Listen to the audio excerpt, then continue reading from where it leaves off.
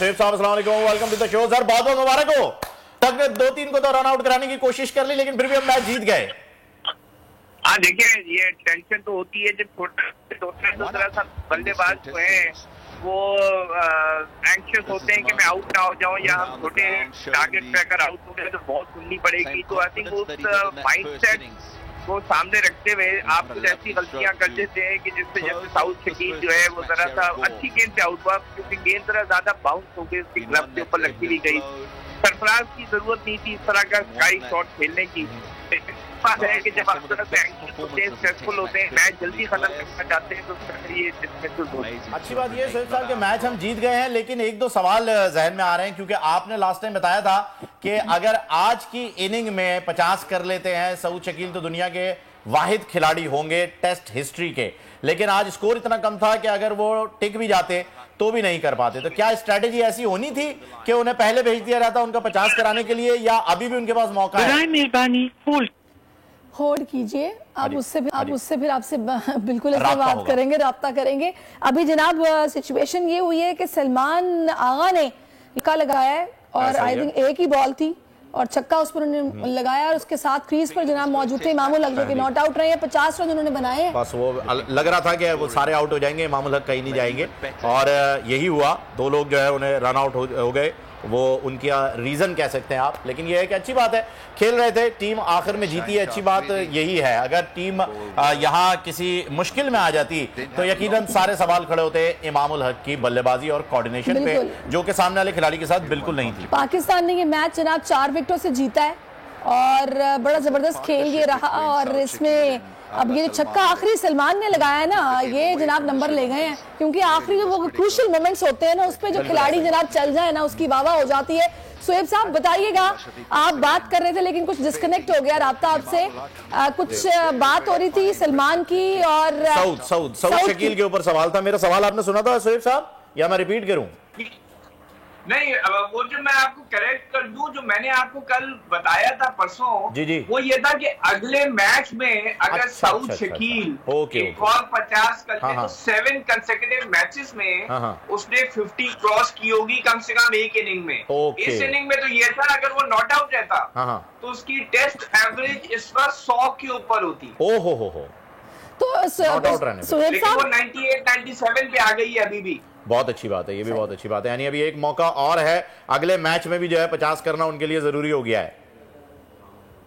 Absolutely मजा आ जाएगा, because Pakistan का ये वर्ल्ड रिकॉर्ड हो जाएगा पाकिस्तान के नाम, और पाकिस्तानी खिलाड़ी एक ऐसा खिलाड़ी होगा इंशाल्लाह दुनिया में वाहिद होगा 150 साल से। इंशाल्लाह जरूर। उसने 7 गेम्स में 750 स्कोर किए, 50+ स्कोर किए। अच्छा सोहेब साहब, अगर हम ये कहेंगे सऊद शकील की वजह से आज की जो है वो विक्ट्री हमारे नसीब में आई है, तो ये मेरे ख्याल में गलत तो नहीं होगा? देखिए, सऊद शकील का डेफिनेटली जो उन्होंने 203 रन बनाए, मतलब जिस पोजीशन पे वो आए थे 60 पे को 3 आउट थे, फिर 101 या 102 के ऊपर कोई 5 आउट हो गए थे, वहां से 400 उबूर करना, टीम को वहां लेके चलना और आखिरी 4 प्लेयर्स के साथ। लेकिन इसमें देखें, we must congratulate Agha Salman also. आप ये सोचें कि वो लो की प्लेयर है, इतना मानावा खिलाड़ी नहीं है, लेकिन जो उसके 83 रन थे वो कम वैल्यूएबल नहीं थे, बिकॉज उसकी वजह से साउथ शकील को दूसरे एंड में खेलने की मौका मिला। साउथ शकील प्लेड ब्रिलियंटली, और अगेंस्ट इस कैरेक्टर नॉर्मली इसकी 40-45 रेट होती थी, लेकिन इस इनिंग्स में बहुत तेज खेला वो 203 में भी, और ये 30 भी जो उसने बनाए। जी सही। अच्छा सोहेब साहब, हमारे प्रोड्यूसर साहब का सवाल आया, वो फील्डिंग के हवाले से पूछना चाह रहे हैं आपसे कि 18 कैचेस पकड़े, फील्डिंग को आपने किस तरह देखा है? ऐसा तो मैच मैंने पाकिस्तान का देखा ही नहीं है जहां पे कंसिस्टेंटली हर कैच पकड़ा गया हो, और 3 कैचेस तो ऐसे थे, 2 शॉर्ट लेग पे, एक अब्दुल्ला शफीक का, और फिर एक बाबर आजम का सिर पे।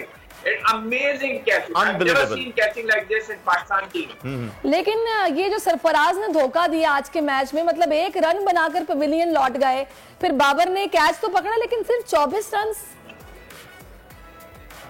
देखिए, बात ये है कि हर बल्लेबाज जो है उसका बैड डे होता है और बैड मैच होता है, और ये आप ये देखें कि गेंदबाजी 5वें दिन बहुत गेंद टर्न हो रही थी, बाउंस भी हो रही थी, बिकॉज न्यू बॉल थी। शाइन थी और सीन स्ट्रॉन्ग थी। तो let's be fair, it was a turning pitch, और उस टर्निंग पिच के ऊपर 250 पौने 300 पर इनिंग्स होने चाहिए थे। पाकिस्तान ने जो 425 रन बना लिए पहले, बहुत ज्यादा, वहां से जो आपको एक सपोर्ट मिली है, तो आखिरी दिन 5वीं दिन की पिच के ऊपर ये बहुत तो टर्न अच्छा शोएब साहब, ये सवाल सैरिश का बड़ा जबरदस्त था कि बाबर जो है वो परफॉर्म नहीं कर पाए। इसी से रिलेटेड मैं ये पूछना चाहूंगा कि बाबर को कंपीट किया जाता है विराट कोहली के साथ, कि जी बाबर और कोहली हर जगह सोशल मीडिया के ऊपर जो है वो एक दूसरे के साथ मिलाए जा रहे हैं कि कौन ज्यादा बर्तरी रखता है दोनों में से। लेकिन अगर हम इंडियन टीम को देखें तो 3 साल तक उन्होंने विराट कोहली को बिठा के रखा है, वो फॉर्म में नहीं थे। 3 साल बाद उनकी फॉर्म वापस आई है, तो वो पाकिस्तान के खिलाफ मैच में ऑस्ट्रेलिया में ही आई, लेकिन उससे पहले 3 साल तक वो फॉर्म में नहीं रहे। और टीम में किसी ने, मैनेजमेंट से भी कोई सवाल नहीं खड़ा किया कि विराट कोहली टीम में क्यों हैं। पर बाबर अगर किसी 1 या 2 मैच में या इनिंग में भी परफॉर्म नहीं कर पाते तो हमारा पूरा मीडिया भी और हमारे पूरा बोर्ड जो है वो ये सवाल करने लग जाता है, हमारे क्रिकेट एक्सपर्ट जितने भी हैं वो फॉर्मर क्रिकेटर ये पूछने लग जाते हैं कि बाबर को की हो गया पाया।